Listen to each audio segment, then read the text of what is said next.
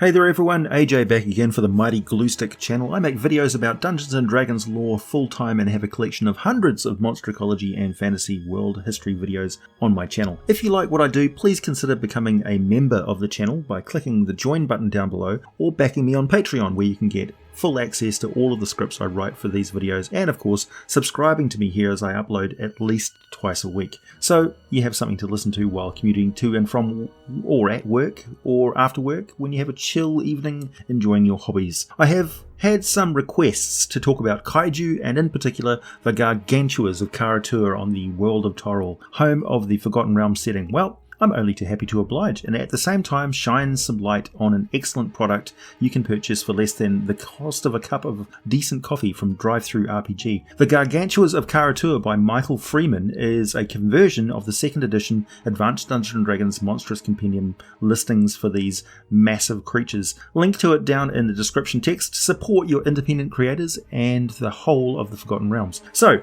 where are these creatures located? How do they stack up against, say, a Tarrasque? Well, they would own a Tarrasque, I can tell you. Time to turn our attention to the very distant nation of Wa, in the far eastern Yellow Sea off the coast of Kara-tur. Wa is made up of several islands. The largest and most populated island of Wa is known as Tsukishima, composed of towering but extinct volcanoes and fertile lowlands. Uwaji, the capital, sits on the east coast, and Shidakima, the second largest island, is dominated by vast dry plains which are mostly unsuitable for farming, but pretty hard work and subject to some wild seasonal weather. To the north of Tsukishima are the islands of Pickett and Machukara, which are less populated by civilized races. Pickett is composed of a cluster of islands covered with rugged mountains and stretches of gravel and volcanic ash, whereas Machukara is a land of dense, barely mapped forests in the northernmost region of Wa.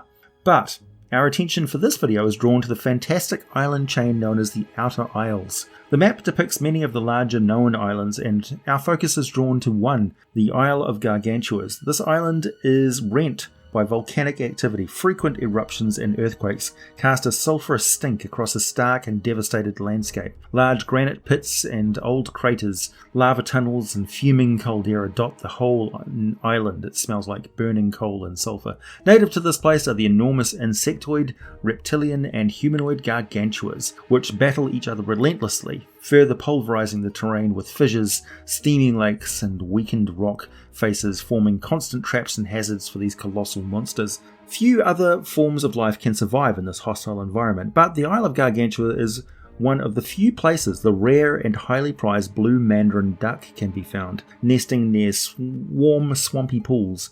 Also, the Gargantuas are magical creatures with strong primal connections to the elemental forces. The petal of any flower that grows in the footprint of a reptilian Gargantua can serve as a component for a potent potion of growth, or the petal can be eaten directly for the same effect. It has to be fresh though. Such a flower must be grown naturally in the footprint. It won't work if any seed is planted there by some other being.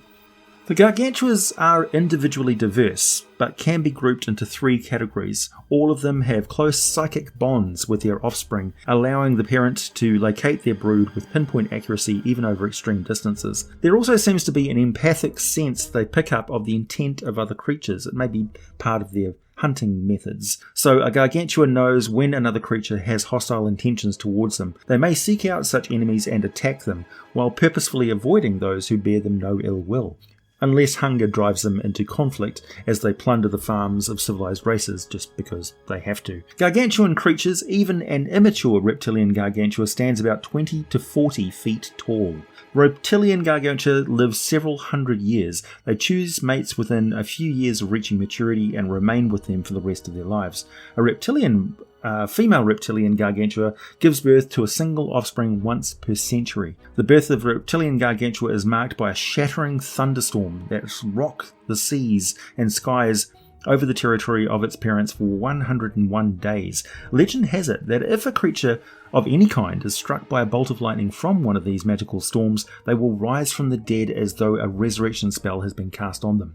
A few reptilian Gargantua make their home on the floors of subtropical oceans. Most, however, live on remote tropical islands far from civilized lands. Some of them have actually been spotted up in the frozen far north. The largest concentration of them, however, is on the island that bears their name. Any grotto or cave that provides shelter, privacy, and sufficient room to house a reptilian Gargantua can serve as its lair. Bear in mind, these things are massive. Fiercely territorial, a reptilian Gargantua and its mate will fiercely defend any area that they claim are several square miles around, usually where a good lair and sufficient amounts of food are located. Some reptilian Gargantua move on all fours, most however are bipedal, supported by two massive legs.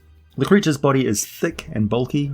Rocky scales, usually dark green with black accents, cover it from head to toe. Its belly is slightly lighter shade of green. Certain rare types can have mottled scales in shades of brown, grey and yellow. Its hands are almost human, though each of its 4 long fingers ends in a hooked claw. Its feet are flat and broad with webbed toes. The toes also end in hooked claws, but they're shorter and thicker than those on its fingers. A bony ridge stretches from the base of the neck down along its entire spine, extending the length of its immense tail. The head of the reptilian Gargantua is somewhat small in proportion to the rest of its body. It has 2 glaring eyes, usually gold or bright red. The reptilian Gargantua emits deafening roars that sound like the trumpeting of a bull elephant amplified 1,000-fold. It can breathe both air and water. Its breath at close range smells potently of fish and rotten meat. It's quite hot and feels like a gale force wind. Only a few rare reptilian Gargantua can summon and exhale the elemental blast. It recharges in combat on a roll of 5 or 6 on a 6-sided die, and lances out in a 10-foot wide, 120-foot long line that requires any creature in its path to make a DC 23 dexterity saving throw to take half damage. If they fail, they take the full brunt of 8d10 lightning and an additional 8d10 fire damage. All Gargantua have legendary resistance 3 times per day, while they simply shrug off anything that will require them to make a saving throw. They are also, of course, siege category monsters, inflicting double damage to any inanimate object or structures in their path, so they can just demolish a castle. They make 4 attacks per round, as well as 3 legendary actions that they can take at the end of any other creature's turn that round. They start with a bite, 2 claws and a tail strike on their turn. Then they can opt to make either an extra claw or tail attack, move its normal speed of 40 feet or running or 50 feet swimming, or they can spend 2 of those legendary actions at once and make a stomp attack.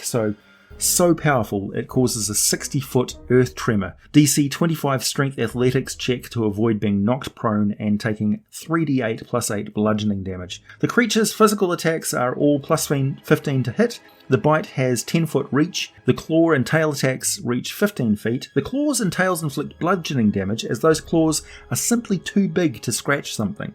The claws do 4d8 plus 8 damage, and the tail does 3d8 plus 8 damage. Even though its tail is around 90 feet long, its body is too large to swing the tail too wide too fast, or it risks throwing its entire body off balance. These are large, huge, ponderous creatures. The bite does 4d12 plus 8 piercing damage to one target, which, if it is medium-sized or smaller, is suddenly dealing with a DC 20 grapple.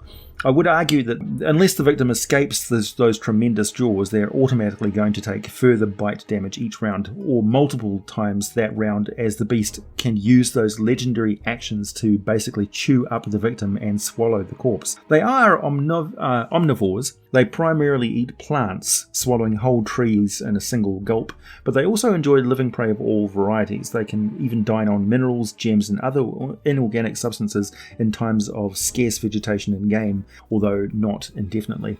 The reptilian Gargantua averages 100 to 200 feet tall. 200 feet. They have an armor class of 19 thanks to their incredibly tough hide, so they're easy to hit, but really hard to penetrate. It has 525 hit points on average, and it regenerates 4 hit points per round thanks to its incredible ferocity in battle when roused. The Gargantua just rampages and destroys. It really doesn't have a moderate mode. The primal metabolism makes it immune to poison as well as any damage from non-magical weapons, and each reptilian Gargantua counts as a challenge rating 23 legendary monster. One potential weakness, aside from the relatively low intelligence of 7 and the average dexterity of 11, is that their eyes are better adapted to the darkness of the ocean depths, and they have disadvantage on attack rolls as well as wisdom perception checks that rely on sight when they're exposed to direct sunlight. It's not much of a disadvantage, but it's one anyway. Humanoid Gargantua are the least intelligent type. They resemble gigantic humans, quite ape-like. I mean, these are the King Kongs with stooped shoulders, long arms and jutting jaws, long greasy hair dangles about their shoulders. Though a few Gargantua are completely bald, they stand 80 to 100 feet tall and are sometimes covered with brown, black or golden fur. Their skin colour ranges from pale pink to a dull yellow to a deep black. They have blunt noses, huge ears and bright eyes, which are usually brown or red. Single-eyed humanoid Gargantua cyclops are also rumoured to exist.